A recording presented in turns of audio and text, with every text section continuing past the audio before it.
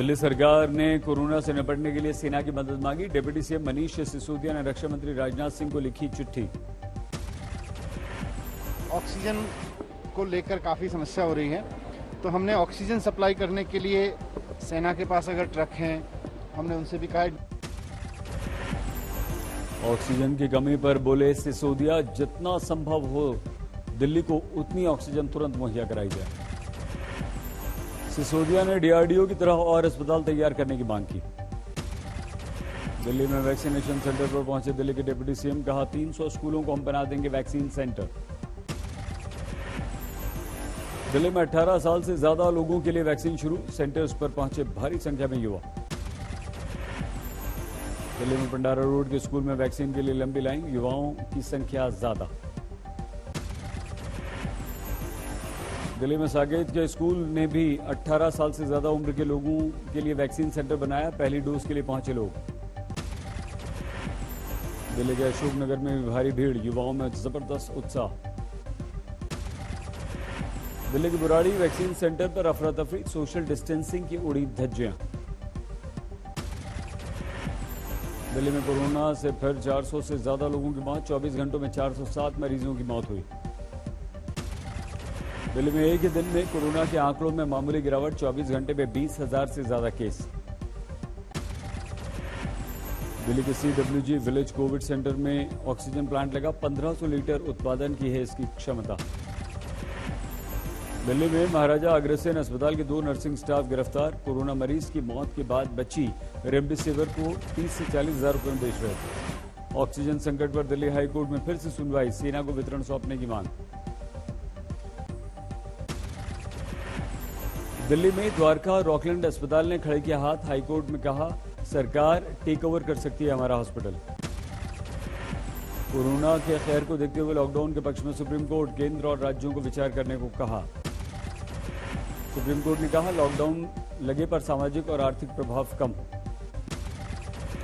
Supreme court ने lockdown से असर पड़ने वालों के लिए विशेष इंतजाम करने के लिए भी कहा। सुप्रीम कोर्ट का बड़ा आदेश, आईडी न होने पर भर्ती करने से मना नहीं कर सकता है अब अस्पताल।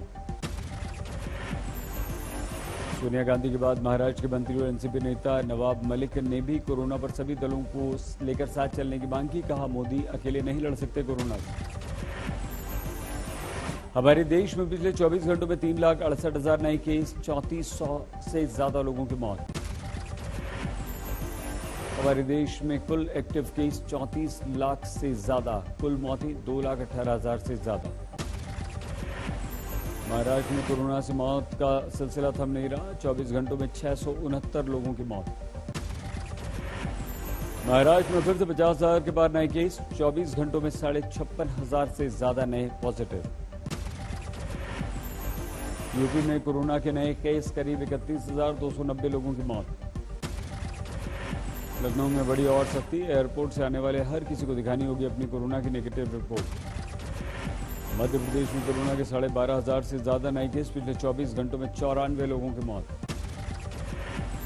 कर्नाटक में एक ही दिन में कोरोना से 37,500 से ज्यादा लोग बीमार, 217 की मौत।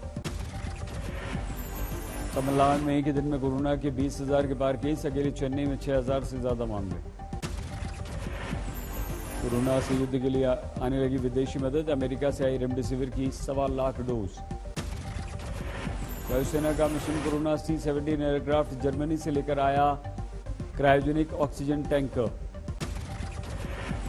ब्रिटेन से भी 450 ऑक्सीजन सिलेंडर आए, चेन्नई एयरपोर्ट पर पहुंच गया विमान। ब्रिटेन के प्रधानमंत्री बोरिस जॉनसन के साथ 4 मई को वर्चुअल समिट करेंगे प्रधानमंत्री मोदी।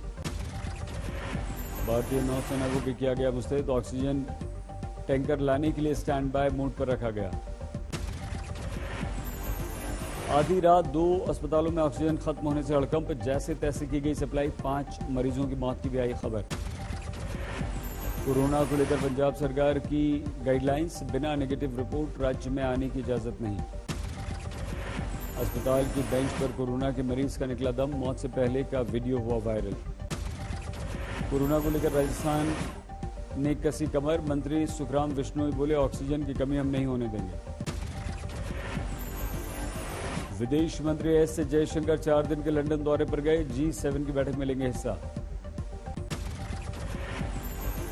गुजरात हाईकोर्ट की फटकार के बाद हरकत में आया अस्पताल, खाली बेड और आईसीयू की संख्या करने लगे जारी। शादी में छापा मारने वाले डीएम हटे, जांच तक खुद ही अपने आप को हटाने की अपील की। कानपुर के सुदूर गांव तक पहुंचा कोरोना, 15 दिन के अंदर लगभग 30 लोगों की मौत। झारखंड में कोरोना के 4,738 नए मामले, 24 घंटों में 115 लोगों की मौत। ऑक्सीजन लेकर बरेली पहुंची पहली oxygen express, Bokaro steel plant से आई है ऑक्सीजन। यूपी में 2 दिन और बढ़ गया लॉकडाउन, लखनऊ की सड़कों पर पसरा पड़ा है सन्नाटा। भोपाल में जनता कर्फ्यू में सन्नाटा, घरों से नहीं निकल रहे हैं लोग। भुवनेश्वर में वैक्सीन के लिए भीड़, 18 साल से ज्यादा उम्र के लोगों को लग रही है वैक्सीन। कोरोना कर्फ्यू में दुकानें तक नहीं खुल रही, सब्जियों को जानवरों को खिला रहे हैं सब्जी बेचने वाले। कोरोना पीड़ित मानसिक रोगी ने मचाया उत्पात, रस्सी से बांधकर एम्बुलेंस में रखा गया। आज शाम जीत कर आए विधायकों से मिलेंगी ममता बनर्जी, कोलकाता की टीएमसी हेडक्वार्टर्स पर होगी बैठक। बंगाल में टीएमसी की बंपर जीत, लेकिन नंदीग्राम में शुभेंदु अधिकारी से हार गई ममता बनर्जी। नंदीग्राम रिजल्ट से भड़क गए टीएमसी कार्यकर्ता, शुभेंदु अधिकारी की कार पर हमला कर दिया। शुभेंदु अधिकारी बोले, बंगाल में डर का माहौल बनाना चाहती है टीएमसी, इसलिए मेरी कार पर हमला हुआ। टीएमसी ने की दोबारा मतगणना की मांग, ममता बोली भूल जाइए नंदीग्राम में क्या हुआ।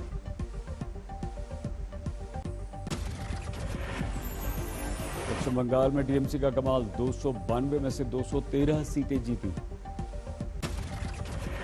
बीजेपी को बंगाल में लगा झटका, 77 सीटों पर सिमटी। बंगाल में लेफ्ट कांग्रेस गठबंधन का सुपड़ा साफ, नहीं खुल पाया दोनों का खाता। आज शाम राज्यपाल से मिलेंगे दिलीप घोष, बीजेपी दफ्तर पर हमले की करेंगे शिकायत। पीएम मोदी ने ममता को दी जीत की बधाई, कहा कोरोना से लड़ने में हम करेंगे सहयोग। प्रचंड जीत के बाद ममता बोली अभी जीत का जश्न न मनाएं।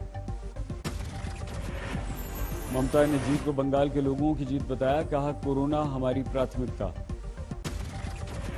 ममता ने फिर दिया आंदोलन की चेतावनी, कहा फ्री वैक्सीन नहीं मिली तो करूंगी आंदोलन। प्रशांत किशोर का अनुमान हुआ सच, दहाई अंक नहीं पार कर पाई बीजेपी, फिर भी इलेक्शन मैनेजमेंट से संन्यास का किया ऐलान। लगता है कि सही समय है, जबकि आईपैक के लिए एक अच्छा समय है, तो ये बैटन उनके हाथ में दिया जाए और मैं अपने लिए कोई दूसरी चुनौती या दूसरा रास्ता ढूंढूं। तमिलनाडु में डीएमके कांग्रेस गठबंधन की बंपर जीत, 234 में से 156 सीटें जीती। 7 मई को स्टालिन की ताजपोशी, तमिलनाडु के मुख्यमंत्री के तौर पर लेंगे शपथ। सोनिया गांधी ने स्टालिन से फोन पर बात की, जीत पर बधाई दी। केरल में लेफ्ट ने रचा इतिहास, बंपर जीत के साथ सत्ता में वापसी। पीएमपी विजयन की अगुवाई वाली एलडीएफ को मिली 99 सीटें, कांग्रेस गठबंधन 41 पर सिमटा। पुडुचेरी में पहली बार सत्ता तक पहुंची बीजेपी, गठबंधन को मिली 16 सीट।